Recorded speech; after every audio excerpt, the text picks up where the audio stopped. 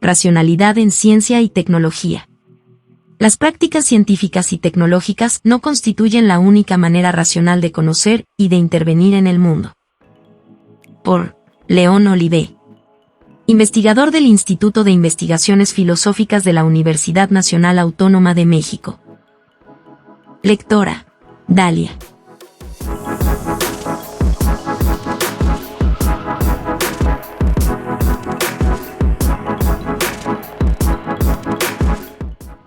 El concepto de racionalidad suele aplicarse a una gran variedad de entidades y procesos.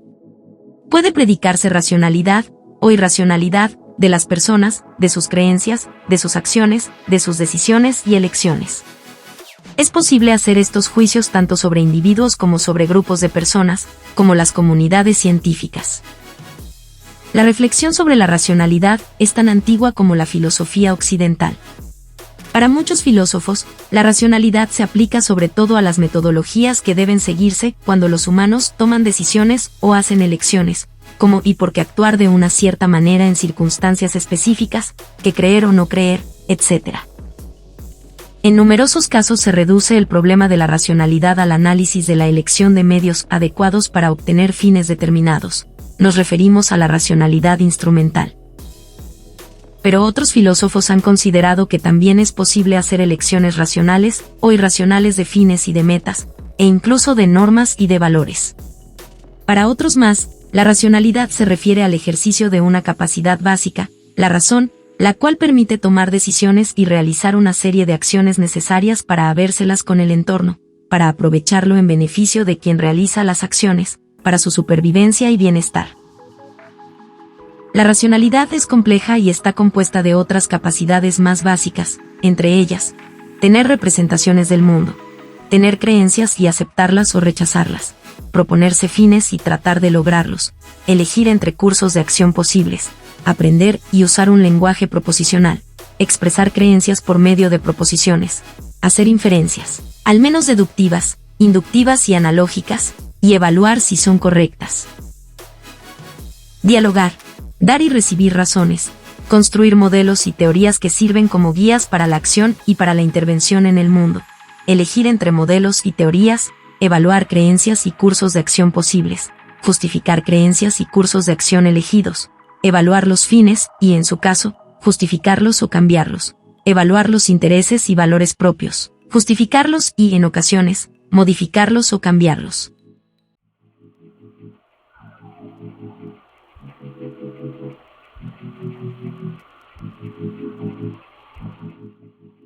Tradicionalmente se ha hecho una distinción entre la razón teórica y la razón práctica, y, por consiguiente, entre una racionalidad teórica, o epistémica, porque se refiere a las creencias y al conocimiento, y una práctica, que se refiere a la acción. Sin embargo, aunque esta distinción puede resultar útil para fines discursivos, en la realidad los dos ámbitos están íntimamente ligados. Es imposible comportarse racionalmente si al hacer elecciones de creencias, de teorías o de modelos, como suele ocurrir en la ciencia, no se realizan al mismo tiempo ciertas acciones y se toman decisiones que tradicionalmente se han concebido como parte de la racionalidad práctica. Y viceversa, decidir cómo actuar implica muchas veces optar por determinadas creencias. No existen, pues, una razón teórica y otra razón práctica que sean realmente diferentes.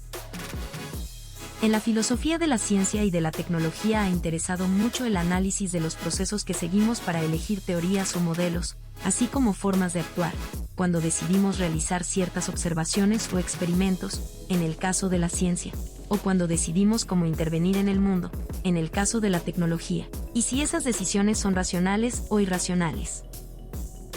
Sobre ese problema se han presentado básicamente dos posiciones.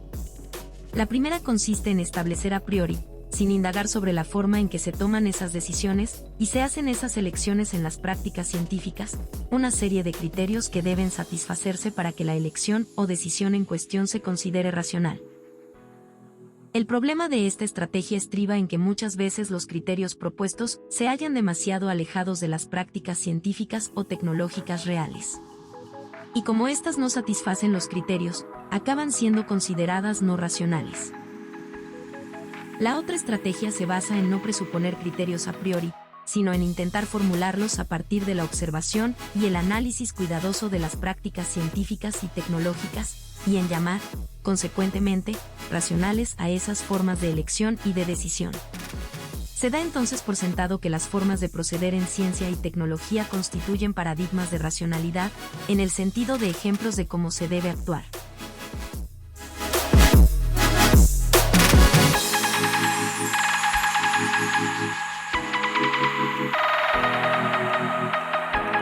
¿Es racional esa manera de comprender la racionalidad misma? Podemos dar una respuesta afirmativa al hacer un recuento histórico de las prácticas científicas y tecnológicas, y constatar que las más de las veces han logrado sus propósitos y constituyen, por tanto, formas exitosas de conocer el mundo y de intervenir en él. Si bien, como veremos, contra lo que sostienen algunas corrientes filosóficas, no representan la única manera racional de conocer y de intervenir en el mundo. Otro tema que se ha discutido ampliamente en la filosofía de la ciencia es el de la racionalidad del proceso de cambio y desarrollo científico. Cuando se acepta una nueva teoría científica y se abandona otra vieja, ¿existen formas racionales de realizar tal sustitución? ¿Todo el proceso de sustituciones, el desarrollo científico, es racional? ¿Conduce este al progreso? ¿En qué sentido? Cuando se abandona una teoría antigua y se adopta una nueva, se produce un cambio en las creencias de la comunidad científica. Estos cambios suelen ir acompañados de modificaciones en las metas que busca esa comunidad.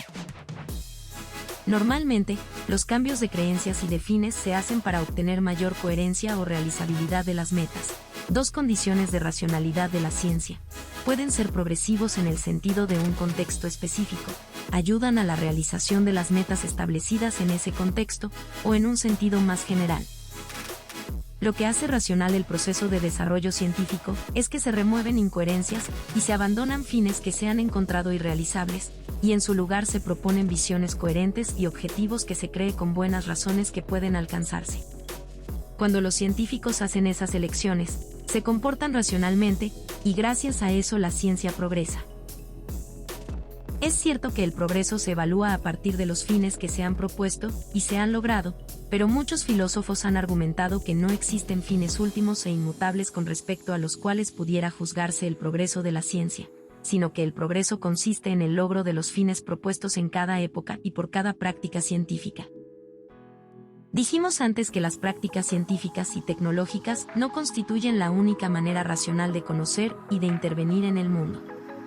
En efecto, para concluir podemos mencionar dos tesis sobre la racionalidad que han sido ampliamente aceptadas a lo largo de la filosofía occidental, pero que en décadas recientes han recibido numerosas críticas.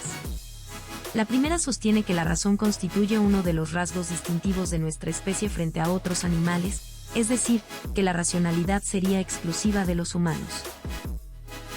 La segunda, estrechamente relacionada con la primera, defiende que existe un conjunto de criterios absolutos que permite evaluar si las elecciones de creencias, de formas de actuar, así como de medios y de fines, son racionales, sea cual sea el contexto de la elección. Ello equivale a sostener que existe un conjunto de principios universales y absolutos que orientan las elecciones humanas de creencias y acciones. En décadas recientes, esas tesis han sido criticadas porque no encajan con los hallazgos de las ciencias naturales y sociales, que han ofrecido motivos de peso para considerar que la razón humana resulta del proceso evolutivo, evolución de las especies, y que, por tanto, otros animales poseen capacidades análogas a las que englobamos bajo el término razón, si bien menos desarrolladas que en los humanos. La razón sería una capacidad de muchas especies que cuentan con sistemas cognitivos que les permiten hacer discriminaciones, tomar decisiones y actuar de manera que aprovechan su entorno en beneficio propio o del grupo. La razón no constituye, pues, una capacidad privativa de los humanos que la distinga radicalmente de otros animales. Asimismo, las ciencias sociales han mostrado que los humanos ejercitamos nuestra razón en contextos y entornos que han variado a lo largo de la historia y según el medio geográfico, ambiental y social. Por tanto, no existe un núcleo de principios comunes a la racionalidad tal y como la ha ejercido nuestra especie en el transcurso de toda su historia y como la puede ejercer en todas partes.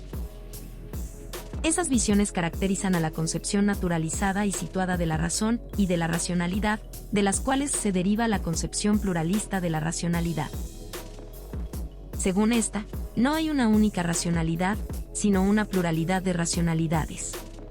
Lo cual no equivale a defender un relativismo extremo, pues según el contexto y los problemas que se pretende resolver, es posible calificar como racional o irracional una decisión, una elección o una acción, de acuerdo con criterios no arbitrarios, legítimos y localmente pertinentes.